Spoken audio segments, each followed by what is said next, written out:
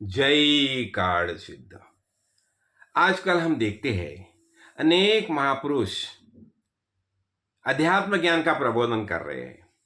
जैसे पालनहार विष्णु भगवान, उन्होंने वेद की निर्माण करने के बाद प्रजापति के पास वेद दे दिए और बता दिया, सप्तऋषि पदा प्रजाओं ने बता दिया कि यही ज्ञान का प्रबोधन आप भूतल पर जाके सब, ये मेरा लाडला बेटा है, उसे ये प्रबोधन कीजिए। वही कार्य वो कर रही है और ये कलियुग में संत महानुभाव ये कार्य कर रही है। तो देखो क्या होता है, ये तो कार्य तो चल रहा है, बहुत अच्छी तरह से चल रहा है, लेकिन लोगों को क्या होता है, सामान्य लोग जो है ना, वो धर्म अर्थ और काम ये तीन बातों में उझल गए, पूरे उझल गए है। वो तीन बातों के आगे वो आना नहीं चाहते और उन्हें लगता है कि ये बहुत कठिन है, आसान नहीं है। और इसलिए सामान्य तौर पर आम आदमी धर्म अर्थ और काम तीन बातों में ही उलझा रहता है।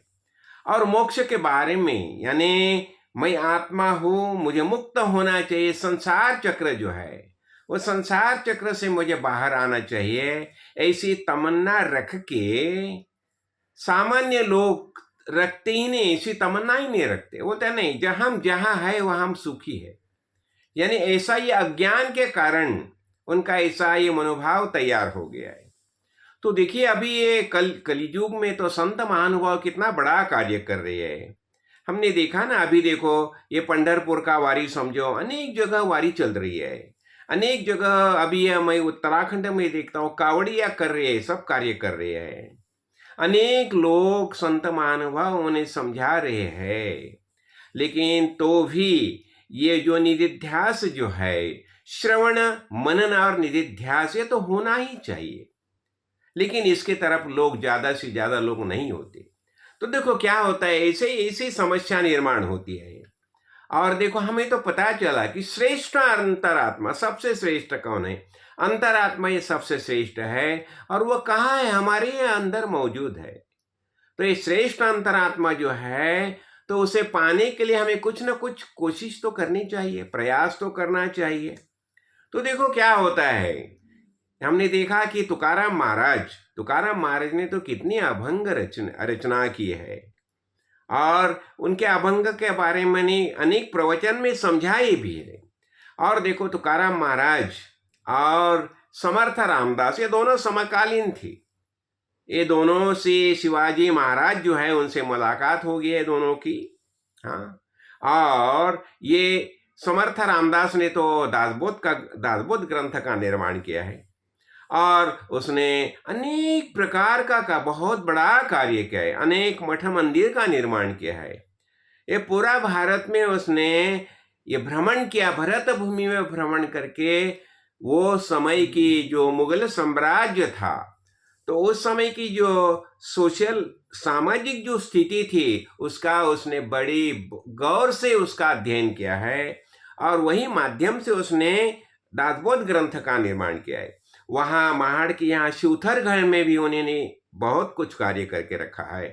तो क्या हो गया देखो, एक समय की बात है, ये नदी के एक बाजू में समर्थ रामदास थे और दूसरे बाजू में थे तुकाराम महाराज थे, और दोनों एक दूसरे से बातें कर रही है कि दोनों का कार्य क्या है। इस समाज प्रबोधन यही दोनों का कार्य है, संत यही कार्य करते हैं। तुकाराम महाराज तो कीर्तन करते करते करते अनेक जगह कीर्तन करते थे, अनेक अभंग की रचना की है उसने। तो अभी देखो समर्थ रामदास तुकाराम महाराज से पूछते हैं, महाराज आपके यहाँ भक्ति के बारे में कैसा चल रहा है, समाज प्रबोधन कैसा चल रहा है, कितने लोग आते हैं संत संगम में? और उसी समय तुकाराम महाराज बताते हैं, उसने ऐसी मुट्ठी नहीं ली और ये समर ऐसा के, और बोम्बा बोम चल रही है, ये अध्यात्म के नाम से बोम्बा बोम चल रही है, यानी अध्यात्म में जैसा होना चाहिए वैसा नहीं हो रहा है। ये कोशिश तो कर रही है। और फिर समर्थ रामदास, तुकाराम महाराज समर्थ रामदास को पूछते हैं, स्वामी जी आपके यहाँ कैसी सिचुएशन है, कैसी परिस्थिति है, आपके यहाँ कैसा कार्य चल रहा है? तो उन्होंने भी ऐसा ही मुट्ठी ली अपने मुख के तरफ और उसने शुरू की, बुम्बा बूम चल रही है। यानी हमारी यही भी ऐसी अवस्था है। देखो ये महापुरुष जो बताते हैं ना, ये उन्हें अंदर से बहुत दुख होता है ये बताने के लिए। क्यों? उन्हें लगता है कि ज्यादा से ज्यादा लोग ये अध्यात्म में प्रवेश करें, खुद का ज्ञान प्राप्त करें और आनंद महसूस करें, लेकिन ऐसा होता नहीं। आज मैं देखो, मेरे गुरुजी के बारे में भी मैंने देखा।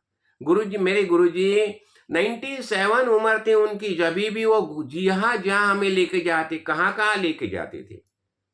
ये पूर्णिमा कार्यक्रम आज कोल्हापुर में रखा, फिर बाद में पूना में रखा, बाद में मोहरी में रखा, बाद में बागेवाड़ी में रखा, सब जगह घूमते थे हमें लेके। क्यों?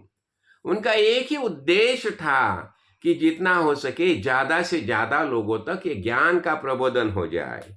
लेकिन नहीं होता, तो भी ये प्रयत्न तो रहते हैं। देखो अभी घर में क्या होता है, हमारे घर में देखो, एक माँ के 3-4 बेटे हैं, और 3-4 बेटे में से एक जो है ना, वो मद्यपान करता है और वो बोम्बा बोम करता रहता है, कुछ ना कुछ झमेला करता है, समस्या खड़ी करती है। तो भी वो माँ जी है ना, उसे बहुत प्रयास करते हैं, उसे समझाते हैं, अरे बेटा ऐसा मत करो, ऐसा मत करो, ऐसा मत करो। लेकिन वो ऐसा ही, लेकिन तो भी वो बेटा सुधरता नहीं। तो भी वो माता जो है ना, उसका परिश्रम तो चलता ही रहता है। ऐसे ही देखो, एक समय ऐसा ही हो गया। नहीं, क्या होता है, जो अच्छे रास्ते से चल गए बेटे ने, उनके बारे में उसे चिंता नहीं रहती, लेकिन जो गलत रास्ते से जाता है ना, उसके बारे में ही माता श्री को ज्यादा चिंता रहती है। देखो अभी इस एक समय मैंने ये बताया ना, अपनी ये इंद्र के सामने एक समय ऐसा ही आया, ये अपनी गो माता, तो सुरभि तो सुरभि समझ जाती थी इंद्र के सामने से, और उसके आंखों में आंसू थे। तो इंद्र ने पूछा, देवी क्या हो गया, आप दुखी दिखाई देती है। तो उसने नीचे हाथ दिखाया और बताया, देखो वो देखो, एक बैल था, बैल उसे जोत में जूता था, उसे वो चल भी नहीं सकता था। तो भी जो किसान था उसे ये अपना प्रताड़ित करके उसे चलाता था। तो इंद्र ने बता दिया, सुरभि देवी, अरे आपके तो सब बेटे जो है उसे हल को ही जोता जाता है, उसमें क्या बड़ी बात है। सब बात मैं समझ सकती हूँ, लेकिन देखो वो चल भी नहीं सकता। जो धट्टा कट्टा रहेगा तो उसके बारे में चिंता नहीं, लेकिन वो चल भी नहीं सकता, और तो भी उसे प्रताड़ित करके किसान उसको चलाता है, इसलिए मुझे दुख हो रहा है। यानी माता का हृदय कैसा होता है, देखो माता को दुख कैसा होता है। जो गलत रास्ते से चलने वाले बेटे हैं ना, उसके बारे में उसे चिंता रहती है। ऐसा ये सब संत महानुभाव है, उनका वैसा ही उनका अंतःकरण होता है, और वो बहुत तरीके से हमें समझाने का प्रयास करते हैं, लेकिन हम वो रास्ते से जाने के लिए तैयार ही नहीं हो। तो लेकिन तो भी संत महानुभाव अपना प्रयास छोड़ते नहीं। ऐसा ही होता है, मैंने मेरे गुरुजी को देखा है।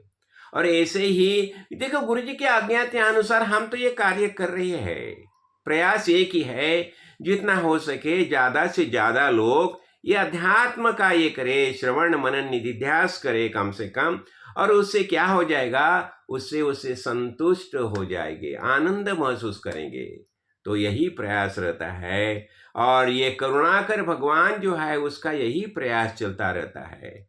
तो हम क्या करेंगे, ऐसे काले सिद्धेश्वर महाराज जैसे गुरुजी मिलते हैं तो उनका यही प्रयास चलता रहता है। इन्हीं प्रयास, खुद को तकलीफ रहेगी, बीमार होगे तो भी प्रयास करते हैं। क्यों? ये प्रबोधन तो होना ही चाहिए, बच्चे ज्ञानी होने चाहिए। तो यही हम भी यही प्रयास करते रहेंगे। जय कार्ड सिद्ध, जय कार्ड सिद्ध, जय।